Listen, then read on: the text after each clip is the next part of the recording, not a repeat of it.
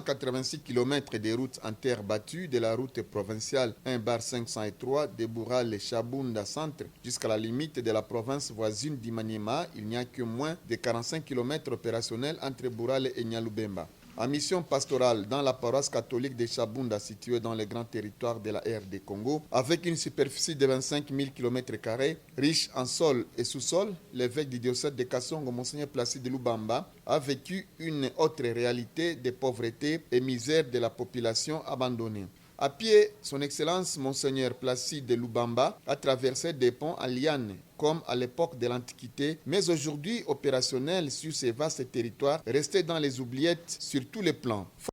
Et là, j'en profite pour lancer un appel pathétique à l'endroit du chef de l'État, président de la République, son Excellence Félix-Antoine Tshisekedi. Puisque cette route, la réhabilitation de cette route fait partie de sa vision qui est celle de servir le peuple d'abord.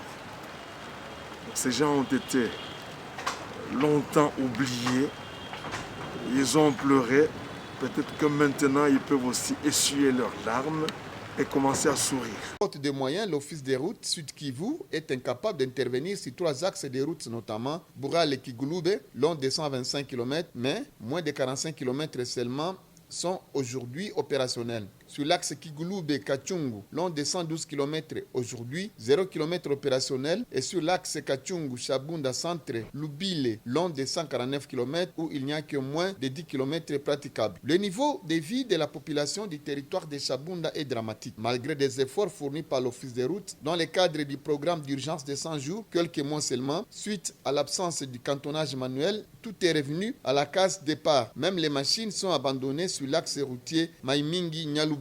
Sur la route provinciale 2/526, axe routier Kalole-Penenkusu-Matili, à la limite avec les territoires de Pangi, vers Kalima, dans la province du Maniema. Long de 120 km, la route est complètement endommagée. Tous les ponts en bois sont aujourd'hui en majorité remplacés par des ponts en liane. Le villageois de Kalole, chef-lieu de la chefferie de Wakabango 1er, de Murundu, Kanyombo, Kazombo, Penenkusu, Makanga 1 et 2 et d'autres villages du territoire en difficulté lancent un SOS au gouvernement congolais.